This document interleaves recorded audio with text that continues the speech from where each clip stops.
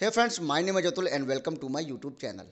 सो friends, आज के इस वीडियो में हम लोग बात करने वाले हैं जो आने वाली जो शिक्षक भर्तियां हैं, चाहे वो D++ हो, चाहे वो KVS हो, चाहे वो BPSC का 3.0 हो, चाहे वो सुपरटेट हो, है ना।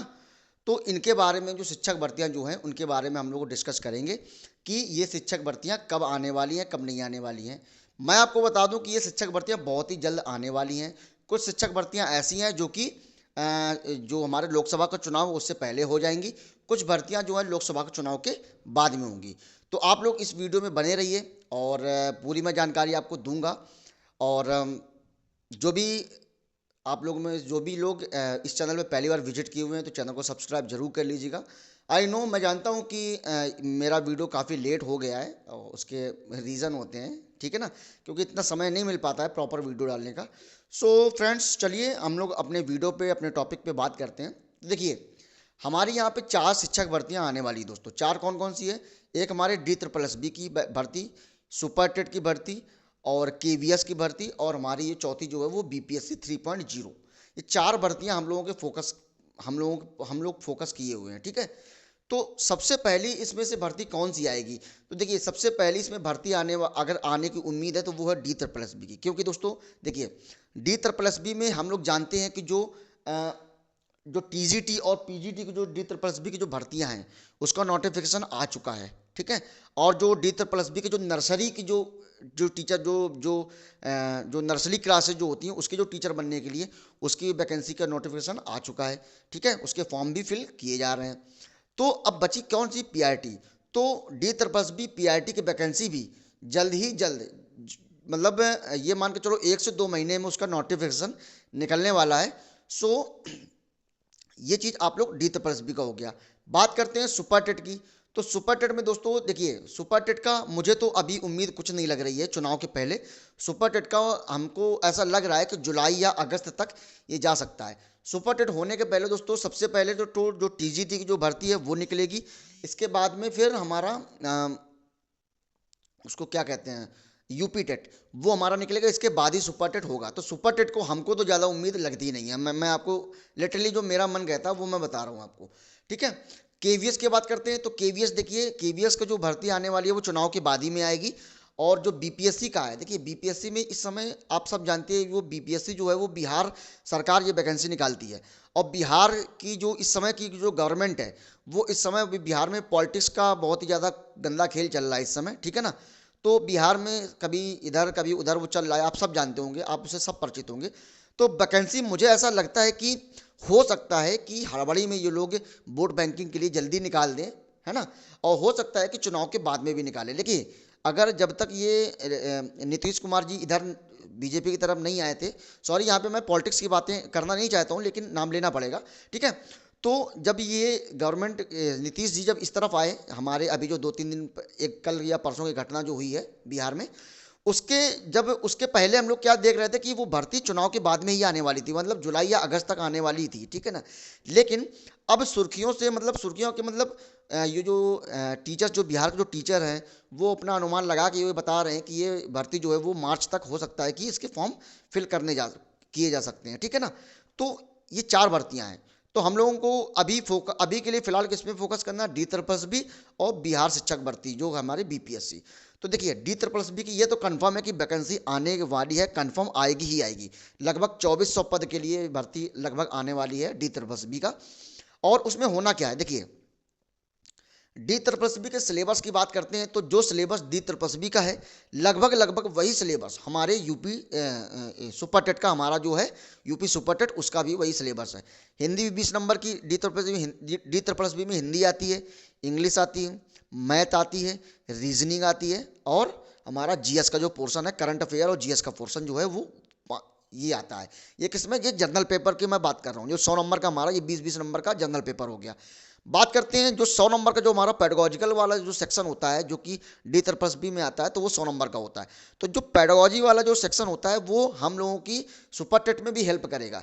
हिंदी जो D++ में जो तैयारी करेंगे वो सुपर टेट में भी हेल्प करेगा। मैथ जो D++ में पढ़ेंगे वो इसमें भी हेल्प करेगा सुपर टेट में। तो आप लोग अभी के लिए जैसे कि मैं अपनी बता रहा हूँ, हम देखिए, मैं ये नहीं कह सकता हूँ कि मैं जो बोलूँ आप लोग वही करेंगे, है ना। आप लोग इतने तो समझदार हैं ही कि आप लोग अपना निर्णय खुद ले सकते हैं। लेकिन मैं जो कर रहा हूँ वो मैं आपको बताता हूँ। प्रेजेंट टाइम पे मैंने सुपर टेट की वैकेंसी का इंतजार करना बिल्कुल छोड़ दिया है। अभी मैं फोकस कर रहा हूँ डी ट्रिपल बी पे, ठीक है ना। तो डी ट्रिपल बी पे अभी मैं पूरा फोकस कर रहा हूँ, और मैंने जो डी ट्रिपल बी का जो सिलेबस जो था उसके अकॉर्डिंग मैंने जो बेस्ट बैच है वो मैंने परचेज कर लिया है। और आप लोगों में से मैं जानता हूं कि इस वीडियो के बाद में आप काफ़ी सारे लोग ये पूछेंगे कि कौन सा बैच आपने परचेज किया, किन का बैच आपने परचेज किया है। तो मैं आपको बता दूं कि डी ट्रिपल बी के लिए पहले मैं दो टीचर के लिए मैंने सेलेक्ट किए थे कि मैं दो टीचर में से किसी एक टीचर का मैं बैच लूँगा। सबसे पहले मैंने सेलेक्ट किया था सचिन एकेडमी सर का। उनका मैंने सोचा था कि उनका डी ट्रिपल बी का मैं बैच लूँगा, लेकिन उनका मुझे थोड़ा सा जो वो वाला सेक्शन है, जर्नल पेपर जो है जो 100 नंबर का, वो उनके टीचर मुझे थोड़ा सा, मुझे उनसे, उन टीचरों से मुझे थोड़ा सा कम समझ में आया। मैं उनकी बुराई बिल्कुल भी नहीं कर रहा हूँ, वो टीचर बहुत अच्छे हैं, नो डाउट टीचर बहुत अच्छे हैं, लेकिन हो सकता है कि मैं उनकी लैंग्वेज को नहीं समझ पा रहा हूँ, बस ये मेरी प्रॉब्लम है, ठीक है ना। तो इसीलिए मैंने सचिन सर का जो क्लास जो बैच है वो मैंने नहीं लिया है। और मैंने जो इसका करियर बिल का जो है, करियर बिल का मैंने जो हिमांशी मैम का जो बैच है वो मैंने लिया है। और उनके जो मैथ के जो टीचर हैं वो मुझे मैथ बहुत अच्छे से वो समझाते हैं, एक एक उनके कॉन्सेप्ट जो अच्छे से आ जाते हैं। और मेन चीज़ है कि मैंने डी ट्रिपल बी का मैंने करियर बिल का मेन इस वजह से लिया क्योंकि पेडागोजी वाले जो सेक्शन होता है वो हिमांशी मैम, उनका जो पढ़ाने का जो तरीका है वो बेस्ट है। और सचिन सर का भी बेस्ट तरीका है, दोनों में कंपेयर मैं बिल्कुल भी नहीं कर रहा हूँ, लेकिन मुझे हिमांशी मैम का ज़्यादा समझ में आता है, मैंने इसलिए मैंने करियर बिल लिया।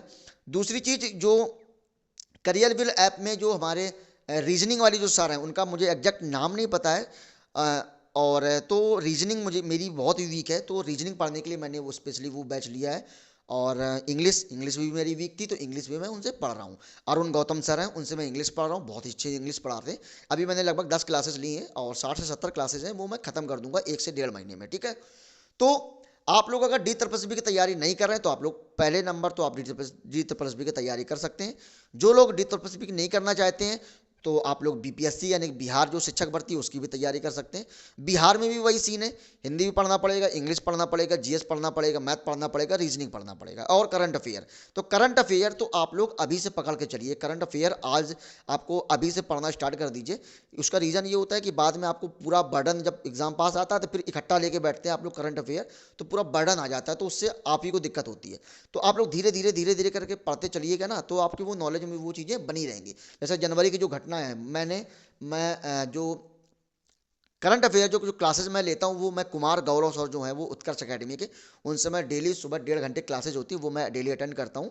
और मैं आपको दिखाता भी हूँ, ये मैंने नोट्स मैं खुद बनाता हूँ। उनकी जो मंथली जो मैगजीन आती है वो तो मैं नहीं लेता हूँ, लेकिन मैं नोट्स खुद बनाता हूँ मैं।